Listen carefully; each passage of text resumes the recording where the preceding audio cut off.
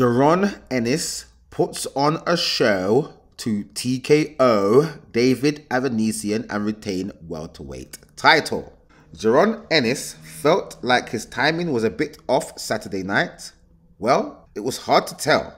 The IBF welterweight world champion put on a sweet science show at Wells Fargo Center in front of his hometown Philadelphia crowd and live on DAZN, producing a TKO of the rugged David Avanesyan. After dropping Avanesyan with a counter left in the 5th round, the referee stopped the bout on advice of the ringside physician before the 6th round could start, awarding Ennis with a TKO victory and successful title defense. From the opening bell, Boots showed that he had too much firepower and way too many skills for Avanesyan to compete with, and the champ kept increasing his output as the fight went on. Whether it was tripling up on an uppercut or seamlessly segueing between depositing pointed shots to the body and wrapping hooks around Avanesyan's guard, Ennis was levels above his challenger, and it showed glaringly. Even when Avanesyan had success with a raking right hook across Ennis's jaw in the 5th round, Boots immediately fired back with a sharp counter left that dropped the Armenian fighter with a thud. When Avanesyan beat the count, he was subjected to more punch punishment from the champ until the round came to a merciful end, and the bout was soon stopped thereafter. By the end of the fight, Ennis had more than tripled Avanesyan's punches, landed at 152 to 53, resulting in a 46% clip for the hometown hero. So much for his timing being off. If he thinks that performance was off, his promoter Eddie Hearn said, well, the world of boxing better be very, very afraid. Following the utter dismantling of Avanesyan, Ennis declared that he wants to fight with pound-for-pound great Terence Crawford. Right. How much do I agree with this article from DAZN? Now, obviously, because it was on the DAZN platform, these guys are going to ramp up the victory more than it is, because obviously they're promoting Ennis. They're promoting Boots, aren't they? For me, watching the fight, it was definitely a fan-friendly fight. Avanesyan did not come here to lay down. He came to have a fight. He wanted to upset the apple cart. He wanted that IBF title. He was like, give me that. I'm coming for it. Opening round, Boots comes out in the orthodox stance, throwing jabs, setting his stall out, showing, say, I'm the champion here. You're going to have to come and get this title if you want it. Avanesyan was not dismayed, and he was just pushing forward, coming forward, throwing shots of his own. And it was a very mid-range to inside type of fight. There was no backward steps from either guy. And as a result of this, in the 1st round, Ennis caught Avanesyan with a low blow, sending him reeling to the canvas, and he had his 5 minutes of recovery. That happens when you get a low blow. The ref will give you 5 minutes to recover, and he took all of those 5 minutes. For me, after that, Avanesyan was doing well up to that point to an extent, but after that, I just felt that Avanesyan was basically hampered after that. It was handicapped after that. He got hit in the nether regions. It was full-on clear-cut on the nether regions. It was not nice.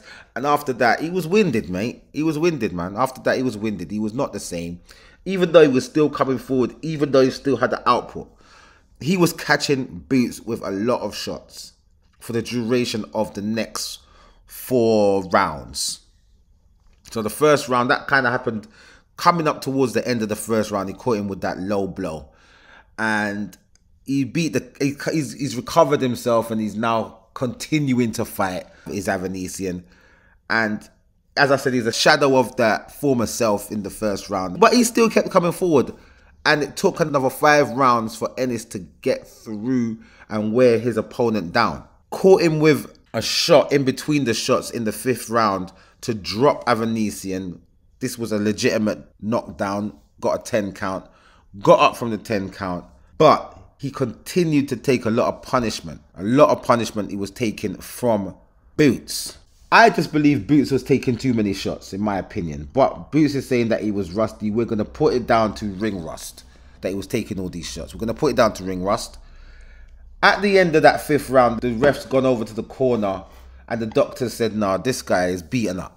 I think he's broken his jaw. So let's just stop the fight. Let him live on to fight another day. Let him go and recover his jaw. Let Ennis have this victory. And so it happened that the ref stopped the fight before the 6th round could start. Therefore, he ended the fight quicker than Crawford did. I take off a few performance points for the low blow in the 1st round that basically winded Avanesyan, weakening him, enabling Boots to stop him earlier than Crawford did. I suppose that's just me being niggly, me just trying to pick out some differences. At the same time, when I look at both fights, Crawford against Avanesyan and Boots against Avanesyan, the separation is still there. It's very clear. Crawford was systematic. He didn't look disheveled. He didn't take so many shots. He was very calm in there, broke him down, even though Avanesyan was coming forward in the same kind of velocity he was coming forward against Boots. Crawford was more of a tactician with his victory, and he actually knocked him out. It was a knockout. It wasn't TKO, you're not coming out for the next round. It was a knock you out, count to 10, fight over. So in that respect, I still think Crawford done a better job, even though it was 1 round more than Boots did. I just think Boots took a few too many shots. At the same time, he had been out for a year, so we're going to give him that bly. What's next for Boots? What is next for Boots? They say now the Turk said he wants him to fight Crawford. It looks like the Turk wants everybody and anybody who's any good to fight Crawford at this moment. Crawford's got his own situation with Madrimov, which we're going to talk about sometime in the future. Boots, however, Boots looked big in there, bro. Pause. Boots looked very, very much more like a middleweight than any welterweight in there. But at the same time, he's saying that he can make the weight fine and he wants to go for undisputed. That's what he's talking about. He's saying now Crawford and all the big names can get it, but at the same time, I'm not going up to 154 right now. I want to be undisputed down here at 147. At the end of the day, the belts are still slightly in Terence Crawford's care, apart from this IBF belt, which Jaron Ennis has got, and the one Mario Barrios has got. I think he's got WBC. And Mario Barrios is apparently supposed to be fighting Manny Pacquiao, supposed to be coming out of retirement to come and beat up Mario Barrios. I think that's out of the question for now. So there are other belts, the WBO and the WBA. I remember that this guy Brian Norman just beat Giovanni Santillán. Now Brian Norman is 26-0, 20 knockouts, and he knocked out Giovanni Santillán in a very, very impressive performance. Now, Giovanni Santillán was 32-0 at the time, and he was #1 mandatory or the #1 contender for the WBO title. And now, Brian Norman, he's kind of like the mandatory, he's like the interim. So they'll give him the interim status at the moment. So once that belt goes vacant, Brian Norman would get that belt. Mario Barrios, obviously, as we said, he's looking to fight. Well, they're looking to make him a fight with Manny Pacquiao. See how that works. There's also Stanley Ennis. Stanley Ennis, he is the #1 contender for the WBA. Now, that hasn't been released yet, and that is what is being waiting for. Furthermore, maybe Jaron should get a jump on that and go and fight Stanley Ennis. His name is Elmantas Stanley Ennis. He should go and fight that guy, beat him, so he's basically in line to get the WBA when that drops down. And then he should fight Brian Norman as well. Eddie's supposed to get these fights for him, yeah? Eddie needs to get these fights for him. Brian Norman, I'm not sure who Brian Norman is with. He might be with Top Rank. I hadn't seen anything of Brian Norman before he fought Santillán. And when he fought Santillán and beat, so I didn't know anything about him. I didn't know what to think. And I knew about Santillán, but I never knew if he was good to that extent. I knew he was the #1 contender. I knew he was 32-0. But at the same time, I hadn't seen much of Santillán. The only thing I've seen of Santillán was highlights. One highlight against Alexius Rocha, which he beat Electric Watcher in 6 rounds. And because this Brian Norman fight was on a Top Rank card, that's what makes me assume that Brian Norman is now with Top Rank, because he's beat their #1 contender, and it's an interim title that he has now. So he's got the WBO interim world title, which means that when the title gets actually released, he will then be the WBO champion. So these are who Boots should go after, in my opinion. This is what Boots should do. If he does this successfully, time will tell. But he does need to stay active now. He's been out of the ring for a year. This was his first comeback fight. He successfully defended his title. He should get that fight with... To be fair, he was supposed to fight that guy, the guy that had the eye injury, Cody Crowley, who was his mandatory. If he could still get that fight with Cody Crowley, if Cody Crowley has sorted out his eye situation and he can get that fight with Cody Crowley, he should still get that fight with Cody Crowley, tick over.